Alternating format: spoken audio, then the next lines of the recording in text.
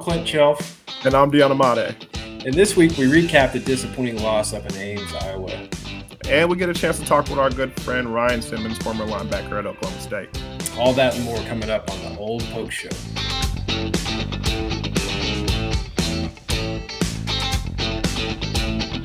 Welcome to the Old Poke Show. This is the show where we talk to Cowboy legends from the past and the present and review the OSU program going into the future.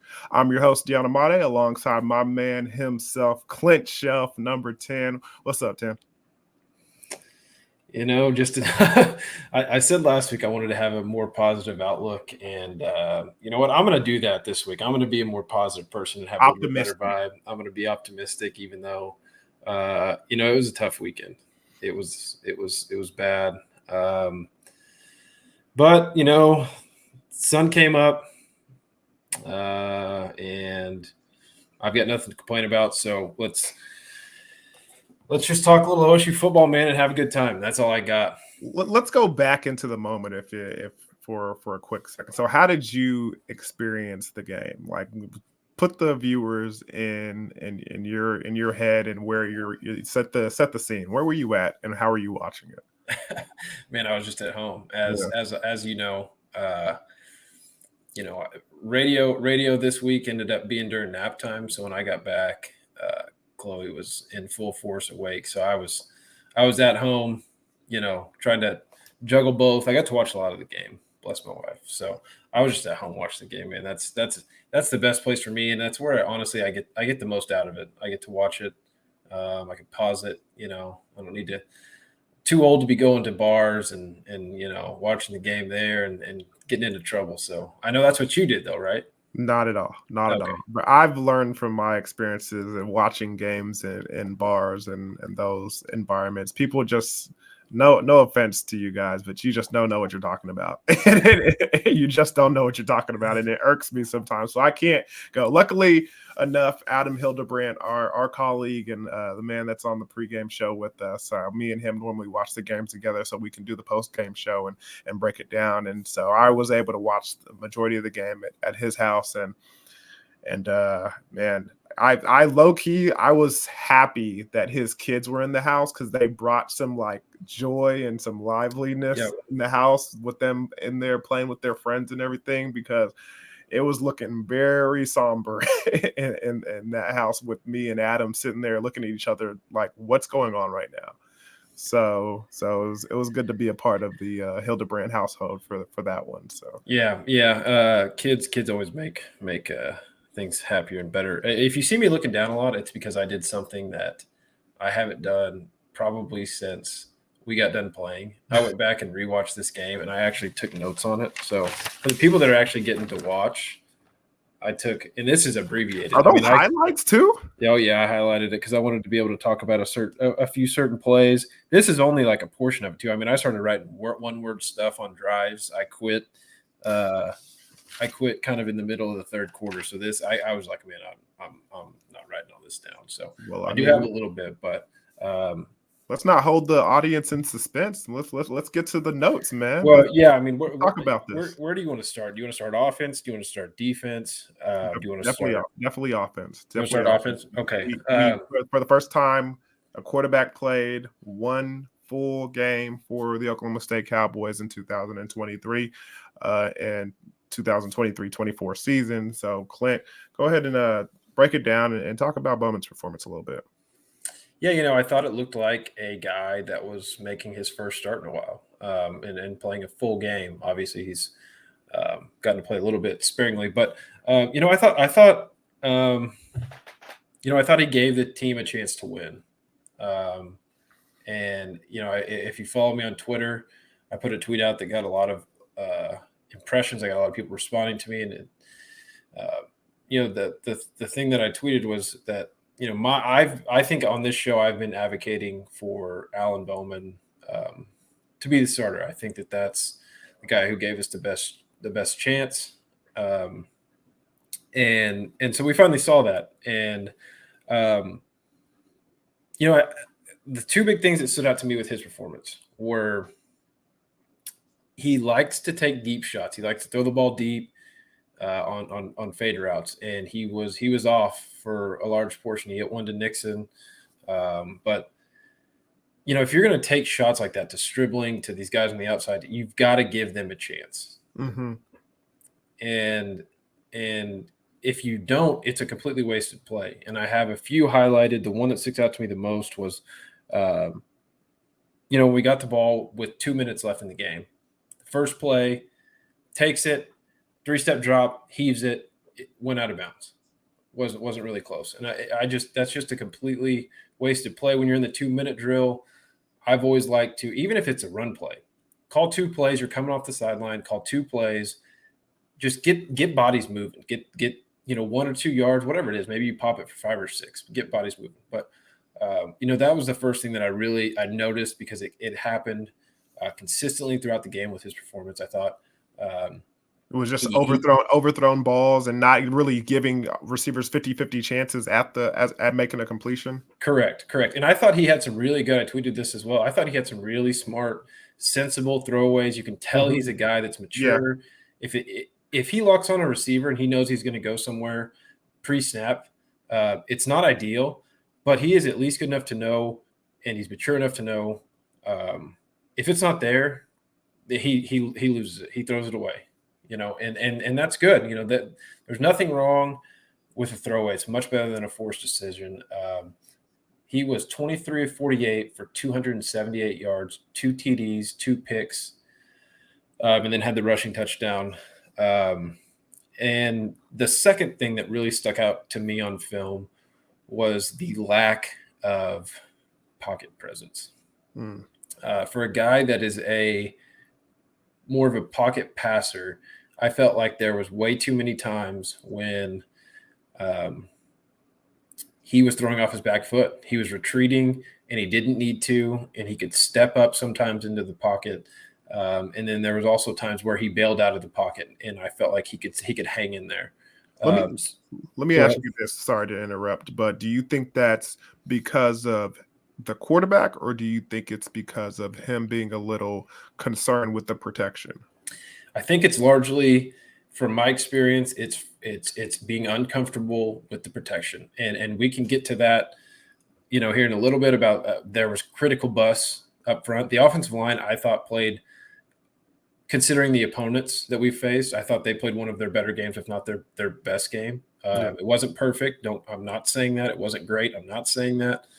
They had some critical busts that would cause them to be gun shy, but there were times where protection was fine, and he was still throwing off his back foot and leaving a relatively clean pocket. One of the examples I wrote down on that was actually the 2 plays that I have. The interception at the end. Yes, when he threw that play, it's a play, we called it 9/6. It's a 2x2.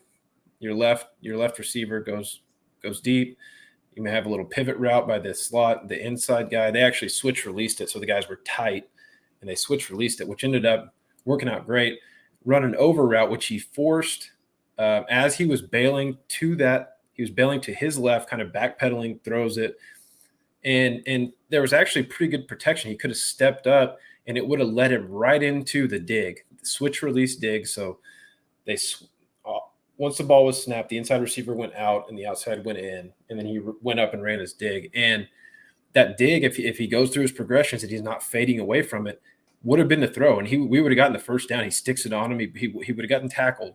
But that's one of the things that I think that, I hate to say it, but that's something that gets cleaned up in non-conference schedule. If he's playing, more, I think, those are things that are coaching points. Trust your protection. You're going to get hit, and I don't know. He's had some injuries in the past, but he's taken some shots. He's a tough kid. I just would like to see him manage the pocket a little bit better. The third thing, and interject whenever you want to, because I'll talk all day about quarterbacks, as you know. But this is what they want to hear. Give the people what they want, Clint. The footwork, and this is my concerns with when you have a quarterback coach that is not the offensive coordinator. There were certain times where the footwork, the drop back to me, and I don't know what they're teaching, and I could be completely wrong. So, but there are certain situations where he's taking a drop and looking in one place where the drop doesn't match up to what I feel like the route concept is. An example of that was 3rd and 5. This was on the second drive, I believe. Actually, we motioned. We were in a trips tight on the right. Motion Presley across to just your 2x2, kind of the same formation as the last time I talked about. And what we call quick game was a jet route. The outside guy ran a go or a fade, and Presley from the slot runs a 5-yard out. It was 3rd and 5, and that was, take it one step, throw it to him, first down. And that's how we used to run it. And I don't know, it could be a completely different concept, but he was taking a deep drop, but he was looking that way. So even if in this league, you have to be able to stick the ball on guys' tight windows, he could have stuck it on him. He would have gotten tackled. There were guys there. It's not like he was wide open, but he was open. For this league, he was open. And I felt like he could have taken that, but he was in the middle of a drop back looking that way. And so I just don't know if that's something that they're just on different pages on between the quarterbacks and coordinator, what play they're calling, what they're looking for. He took a drop back like it was for a deep route. And if he wanted to throw the deep route, the corner was man on. I think it was Jaden Bray, and Jaden Bray actually does a great job. He stacks him, and it was one of those, give your guy a shot. It was into the boundary. And unfortunately, I don't know if it's the drop back and the timing of it. He got flushed from the pocket to the right. If you remember this play, Ollie Gordon's going up the sideline. He makes a great throw. All he has to make try to make a sliding catch, and he's unable to do so. Just some of those little things, those footwork, managing the pocket things, I think he can get cleaned up. But he's got some strong suits. I felt like, you can just tell he's a good leader. Those guys out there, he's even keel. His throws over the middle, I thought we crushed the middle of the field. Yeah, multiple times there was Blaine Green over the middle. One interception, fading, kind of, and that was an over route. But the curls over the middle, I thought we'd run a mesh concept underneath with a curl behind it. We hit that 3-4 times. He did a good job working the middle of the field. He did a good job when he got into the quick game. Quick throws. That's even something that Adam pointed out when we were watching the game. It seemed like they were more comfortable attacking the middle of the field because they had a veteran quarterback with a mature presence about him at the quarterback position. Yeah, I think that's something he does really well, and that's credit to Casey Dunn in the scheme, right? I would like to see more of it, but they put him in certain situations where he could complete that throw, and I felt like he hit Blaine Green on a few quick game routes, just catch it one step, get it out. He's really good at that. I think the offense has to do just a better job scheming Presley in, but overall, that's my review of Bowman. I won't go in, like I said. How did you tell me when you want? No, real quick. How did you think the run game did? I think we rushed for 131 yards. It seemed like a good amount of it was from Ollie Gordon's 71-yard, run in there in the first half. But how did you think they performed from that aspect? Because it seemed like they were really determined to get that done, and that would have been a great day to do it with the weather being the way it was. It was better. I'll say that. Ollie Gordon, you're right. 18 carries for 121 yards, 6.7 average. Lot of that coming on a 71-yarder. But I think we've just you have to look at the fact that with this offensive line, they are not going to go out and be guys that move people. They're not movers. They're going to be guys that get a stalemate. They're in the way of their guy, and all he's got, or whoever it is, has to find a hole. I felt like largely the same with our defense. Both teams came out and wanted to stop the run. Oklahoma State had the most success with runs that bounced to the outside. and those alley players, those safeties weren't able to come up and make a play. Running up the middle, I'm not going to say it's a complete waste, but it was hard, and there was some powers and some counters and some darts and some ISOs with the tight end and the fullback that looked pretty good, but it's just something you've got to keep working on. You've got to figure out a way to manufacture those yards. And I like the way Ollie runs. He runs violent. There was a couple times where he put his shoulder pad down and just ran into guys. So, not great, but at least I do feel like I saw improvement there. Yeah, man, I agree. I agree. It was a rough performance there offensively, but I mean, honestly, might have been even worse on the defensive side of things. And yeah, I'll let you take this one and yeah, talk about it I'll wasn't. tell you what I saw real quick, and then I'll ask you a question about it. Yeah, go ahead. The goal, and I think what we saw all off season and up, especially with the South Alabama game, the rushing yards was we were going to stop the run. Yeah, and for the most part, we did that, and it left the defensive backs on islands. So I want you a little bit to talk about, kind of the critical busts and what you saw from the safeties and corners in this game. Yeah, I mean, it was just a couple of mental mistakes that were too consistent in that game and in that whole process. I mean, there was two that stand out to me, and we talked about it a little before we, pressed the record button, Clint. And one of them was the touchdown that went right by our safety. I mean, I believe it was third down. Colin Oliver goes to collision and get a bump and run on a wide receiver that's in the slot position, and he just runs a go route down the field. And I'm looking and I'm like, hold on, man. Are we playing man or are we playing zone? Because we get a collision, but the corner over there is on outside is playing man, and then the safety just runs right by him. And I'm just like confused at the process.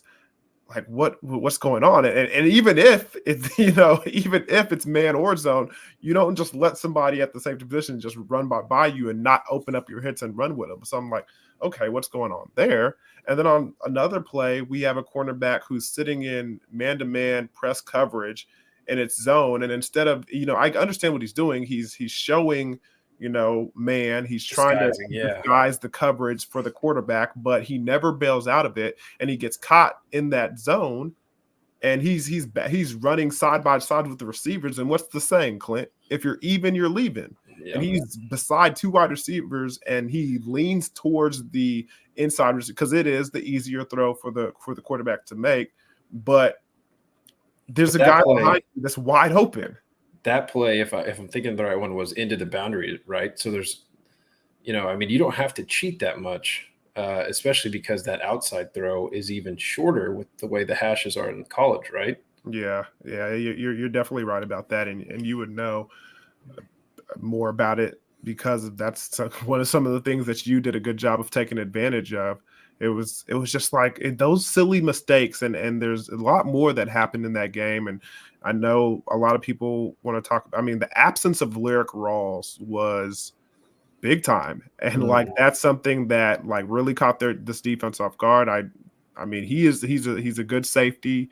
He's made plays. He's had some mistakes, but he's got an interception. That he has a turnover. He's been in some tackles and stuff. But I didn't think just missing him would be that detrimental to our defense, and it clearly was. It clearly was. Yeah, I think the overarching I guess theme of this game for me was critical busts. I thought that this team, if you take out 8 plays, something like that, on with the offensive line, with DBs total, that this is a completely different outlook. I mean, the one of the touchdowns on fourth down, you're looking at a team that we did a great job. I think we sold out to stop the run at the expense of putting some of these guys who didn't have experience on islands, and that play action little post by the slant. or by the slot receiver. You know, I just don't know as a safety, you're 13 yards off in your back pedal, and there's no second level defenders. I mean, all he had to do was stand there and play pitch and catch. And on this slippery field, which we could talk about too, I mean, that guy, he had absolutely no shot of making that play. There has to be. On top of the fact that they had made that same South Alabama did that same exact thing to us the week before. Yes, it's clearly something that people are seeing on film with our second level defenders. If you give a hard play action fake, yep. And that's part of being ridiculed for your rush defense. Is those guys are coming up, and it just leaves these guys back. So I think critical bust would be the main theme for me. Well, one of the things that I also was thinking about there, Clint, is when the back end is struggling, the thing that you need is help from the front three, the front six, and just getting some pressure and giving that quarterback something else to think about. I mean, it firsthand, like there just didn't seem to be any help from that standpoint in the passing game. What were your thoughts? Yeah, I mean, you're exactly right. It was, by my count, no sacks and 2 QB hurries. And that's just not going to get it done when they drop back 38 times, throw for 350 yards. It's not a recipe for success. And one almost ejection. So that also. And I do want to thank the refs for giving us that one, because that was in the second half, and Colin Oliver would have been kicked out for the second half of that game and the first half of the Kansas State game. We're going to desperately need him in 2 weeks versus Will Howard and them boys. So shout out to you guys. Appreciate it. For not having your best player on defense for that would have been very tough. But and that's what I'm talking about with just things being disjointed, man. I mean, you've got to help those guys out on the back end, like you said, and that's by putting pressure. But it's like, even when we bring a blitz, it seems like guys are too far off. So it's just an easy, pressure release throw, a quick game throw, get the ball out quick. If you're going to bring pressure, you got to have guys, understanding where they're dropping under, trying to drop under routes. If you're going to have a cornerback or a guy that's in, outside leverage on a guy, or should I say inside leverage on a guy when you have a safety inside, it's like, why are you not playing outside leverage? Funnel that guy in or don't let him cross your face. It's just those things just haven't added up. You're right, because those blitzes seem to be being run with depth. And it's like, we might as well show like you're coming back out, like really like be there. So you have, and then on top of that, Nick Martin is fast. He's explosive. He makes plays. But when he shoots those gaps, sometimes I just wish that he would just be a little bit more under control, because there's a number of times in games where he has an opportunity for a tackle for loss or a sack or something. He just comes a little out of control with he's a fast linebacker.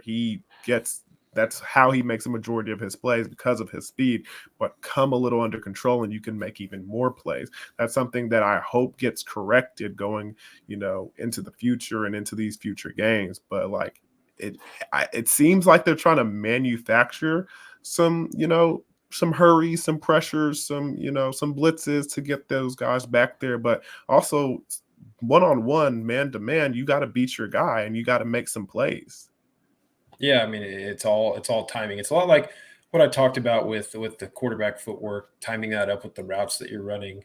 If you're bringing a pressure, somebody needs to drop under a receiver. Sometimes the DB needs to mug up, play closer, so they don't have easy throws. You can't be off and backpedaling with a blitz.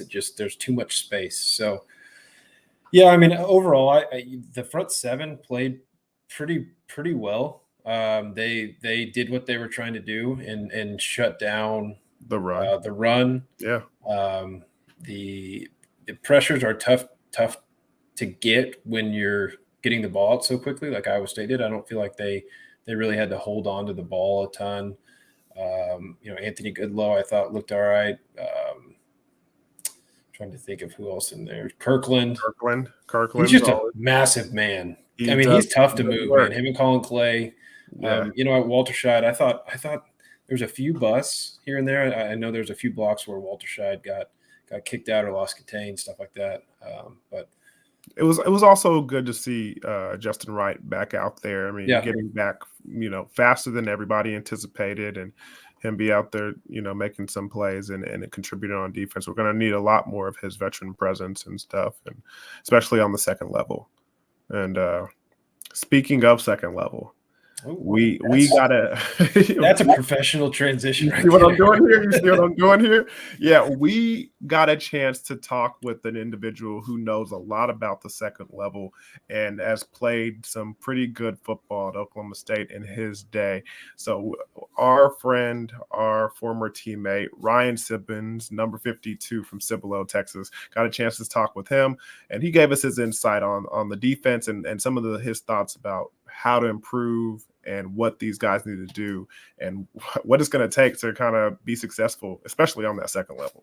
People who do not know, Ryan Simmons was definitely one of the young pups that came after me and Clint, and that we had a lot of fun, watching him grow and evolve as a player at Stillwater, Oklahoma, and made a lot of plays. And Ryan, I want to thank you for joining us this evening, man. It's an honor. I appreciate y'all's time, man. Let's talk some ball. Let's do it. It was a great transition, talking about the second level defending and what is. Let's just get right into it, because I don't want to waste any more time listen to me talk about it. What, as far as from a linebacker's perspective, when you see a hard play fake, are you at all concerned about where it is you're physically, I guess coming up to the line of scrimmage? Are you trying to be in a certain lane, in your gap, so that maybe if a guy tries to throw the ball over your heads, you can get your hands up at all? Or is it just, are you just seeing, if you think it's a run, you're just going up? And well, one thing I had to learn was hard play fakes were a lot more harder to really get a feel for at the college level than it was high school. But I felt like I had that natural instinct. Honestly, I just felt that was something that I caught on to. I'm sorry, I'm on father duties. There's a lot of noise. Nah, bro, trust me, you're good. We all grow up and everybody's having kids, but me. So yeah. You do what you got to do, man. So really back to I just had a feeling obviously if it was something that didn't match, okay. So if the O-line are obviously elephants on parade, and it's a hard play fake, look behind. You had to automatically think, okay, this don't make sense. If they're not crashing down hard, now obviously they get better as the levels progress, but typically you look for something else. If you see everybody on the same playing field, okay, I need to stop when I'm moving, revert back to my hole wherever I'm supposed to go, and then also look for my immediate threat. Now, there's something you have to learn through repetition, experience, also with just getting the feel. And also I want to just talk about, I know I heard you guys talking about how guys need to understand about just leverage and certain feel, how things look when you get the routes progressing. With that said, though, there's a lot of growing pains with this defense, man. It's a brand new defense. Everybody's still trying to learn themselves. I saw no communication on the back end. Everybody was too worried about themselves, and it seemed like they didn't want to mess up and have the pressure of being the one that caused the problem. When literally you put more pressure on yourself, just simply play. If you have somebody motion away, I saw one thing that it was a deep ball on. There was two split that was on the. I forgot the terminology, but two was right on top of each other. One motion away. Obviously, the corner needs to revert back. He needs to back out. Okay, hey, look, we got 2-on-1 now. Simple stuff like that just has to come with experience, and also it's growing pains with just young guys. And I think that as the games progress, they're going to get more feel for each other and also know each other, what they're good at, what they're not good at, and then just learning the defense as well. Yeah, that's one of the things that we haven't really even talked about, and especially on that second level, the linebacker position. You're looking at Colin Oliver, who is his first year at the college level playing the linebacker position. Nick Martin, although a very special player, very fast linebacker, he makes plays all over the field. This is his first year starting. You got Xavier Benson. He's played a lot of snaps, but he's the only one out there. You got Roberson also that's playing outside linebacker for us, and he's, hasn't seen a lot of snaps. His first time, getting some real big time experience and play out there on the field. So a lot of young guys learning a new defense, playing on the second level. And, like Ryan just said, experience helps you kind of adapt to those situations, those play fakes, those things where you kind of get a feel like, I've seen this before, fool me once, shame on me, fool me twice, not going to happen. So I feel what you're saying there, Ryan. Yeah, and I think you have to. One thing that I've always noticed, and I noticed it, mainly a couple of years ago. The thing that you talked about, Ryan, is the communication. Guys have to be on the same page from the D line, the linebackers, to the safeties and corners, and that's one thing that I wanted to bring up is that watching this team, it just feels like the front seven guys sometimes are doing something completely different than what the back guys are doing, and as a linebacker.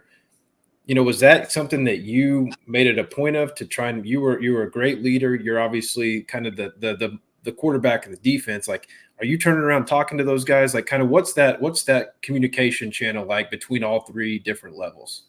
Well, I did not want to turn around and talk to them. I was so focused on my gaps and really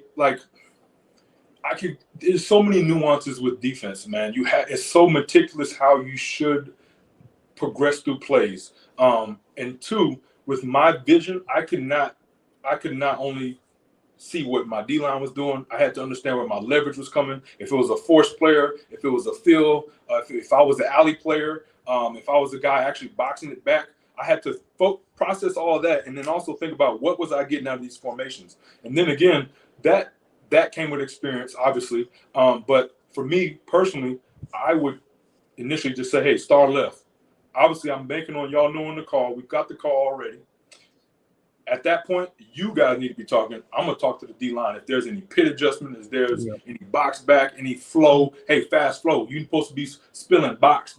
I'm reverting to the guys because I need to go ahead and make the play. I'm worried about my play as well. So I have to be better for them, and they'll be better for me. So, I want to make sure my outside linebackers, hey, you are spilling.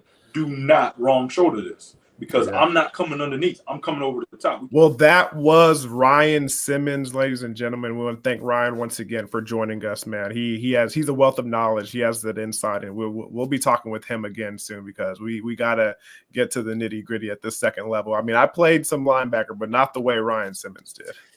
Yeah, man, he got me fired up. He's still got the passion. He's still got. I mean, it looks like he can still play. I know you do. You look like you still play as well. I unfortunately don't. But something about you defensive guys staying in shape. You still got it, man. Yeah. No, man, he got me. I wish looking back on it, I should have gone and sat in linebacker rooms. I could have learned a lot about defensive schemes and the way defenses work by sitting there listening to him talk. Because man, that was impressive. But trust me, you didn't want to be in there. You didn't want to be in there. Ours were pretty fun, honestly. I bet. Well, Clint, it's not the best way to go into a bye week, but it's a bye week nonetheless, and it is some rest for your team and your players. What's your thoughts on going into the bye week and how to approach it? I think for a team that didn't need to have any distractions or lose any depth at a key position, I think we should at least mention the Trey Rutger situation. Details are kind of still unknown from what I know. Was pulled over on a suspicion of driving with a DUI. So, we don't know his status moving forward with the team, obviously. And for a team that's coming off 2 losses, obviously, his situation, his health, whatever's going on with him is obviously more important than the game. Hopefully he gets the help he needs. But that does correlate to something we have to talk about with the relation to the team and what that looks like moving forward. So don't know the details again, but it's something that we're gonna have to prepare for, and it's not a way that you want to start a bye week. Obviously, I don't think there's anything worse than maybe losing the last game of the season, have to sit with it all off season. Yeah. But losing before a bye week is a tough one, man. You got to sit with it, and usually makes those that practices are hard. It makes those practices hard, Clint. It makes those practices real hard. Yeah. That's one of the things I remember us like talking about in the locker room, just like, man, we got to get this W, man. Every football player at Division I level knows what it's like. I mean, even at the high school level, you know what those practices are like. If you lose before a bye week, like nobody's in a good mood. It seems like they need to make even more corrections. They need to work on the basics of the game. You're out there, and it's grueling. It's grueling. So that's not the best way to. And everybody's mentioned it, but now that you're here, I mean, you kind of have to do those things to kind of put this team in the best situation coming out of the bye week, especially when you're facing a tough opponent like Kansas State. Yeah, I mean, you always talk about it, to use kind of your saying, when you start a fire, it's something that you've got to try to put out. And obviously what we've talked about with this last week, with the critical bust between, really for me, it was between the secondary and the offensive line. Those guys really have to buckle down these 2 weeks. We've got an opportunity to, I'm hopeful that Alan Bowman, since you chose him for this game to be the guy, let him have 2 weeks to prepare for a good Kansas State team. I think that's the most sensible thing to do. Hopefully that helps the offense get in a better rhythm, especially on those deep balls. I think that this is something that, it leaves a bad taste in your mouth, but on a macro level, it may be good for the team to kind of just get a little breather, buckle down, flush these 2 losses, hit each other, just kind of take a little time off for a week. So, because this Kansas State team is good. I watched them play Central Florida. We know what we're going to get with Will Howard, obviously, throwing the ball. He was a little gimpy these last 2 games. I assume. Seemed like a sprained ankle they were talking about. Yeah, a sprained ankle. I'm sure he's going to play. I don't know who they have this week. But DJ Giddens, the running back, looked great. I think he scored 4 touchdowns against UCF. Very patient runner. Very patient runner. And tough to tackle, man. He put some moves on some guys that had them, grasping at air. Sinnott, the tight end, big, strong player. We saw what Iowa State could do with their tight ends. They schemed up some little dump-off passes, some delays to those guys, down the middle of the field, down the hash marks. I thought, those are fires, man. You got to put those out over these 2 weeks. Yeah, I agree. Oh, they have a bye week this week as well, so he's going to get healthy. So Will Howard not having to play this week. The way you said that, they got a bye week, so he's going to get healthy. Man, I mean, I don't want him to get hurt, but I mean, what I'm saying, any advantage. You were really hoping that he played. I need him to get treatment for 10 days and then, be fully healthy. So. Oh, great. We have to face a rested Will Howard. Yeah. But I mean, man, I agree with you. I mean, you got to make those corrections. And for me, from a defensive standpoint, this is, like we talked about earlier, this is still a defense that a lot of these guys are getting to know and getting familiar with, and especially at game speed. And there was plays and there's been moments all season long where the defense has been making mistakes and busts throughout, and another week to kind of go over things and really hone in on the play calls and the assignments and what you're supposed to do, and kind of practice and rehearse all this stuff. It will do this defense some good, and I think it's definitely needed, because there's moments in the game where you see safeties trying to communicate with linebackers and safety and corners trying to communicate with safeties, when people are like, you can tell with the way they're talking to each other before the ball is even hiked that they're not on the same page. So it's very important that they do get on the same page, because like we've seen in these last couple of games, if you're not on the same page, it can cost you points, especially on that back end, especially at the safety and cornerback position. If you're not on the same page, if you're not on the right P's and Q's, I mean, it's going to cost you 6. So I hope they get that stuff kind of cleaned up during the bye week, and I hope it, turns out to be a turning point for this team.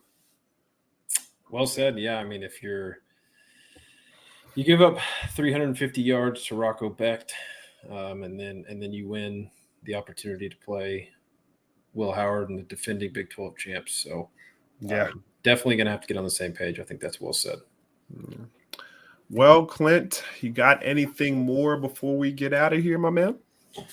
Look at this piece of paper. I've got a lot more, but I'm okay. We let's flush this one and move on. So yeah, we can finish it for this one. Yeah, I think flushing it is the right terminology to use when it comes to this situation, and hopefully our guys, wake up and have a good week and can really put on a good showing next Friday, because the Cowboy faithful certainly needs it.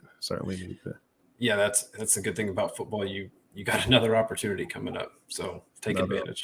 With that being said, we want to thank you guys for tuning in this week to the Old Poke Show. Remember, OSU Max has a bunch of good stuff for you to tune into every week. I mean, go back to some of the episodes they've done recently. I mean, Ricky was on. They did a face-to-face with him, and Justin Blackman was on. They got a nice piece with and segment with JB. So tune into that, and remember, The Ride has new episodes all the time. So make sure you tune in, guys. It's fun stuff, and also the Poke Spot. They got some insights with some of your favorite OSU Cowboy football players, and you get to learn all about them and their motivation and what it takes to kind of get on that field and be the guys that they are. So make sure you tune in to everything on OSU Max every week.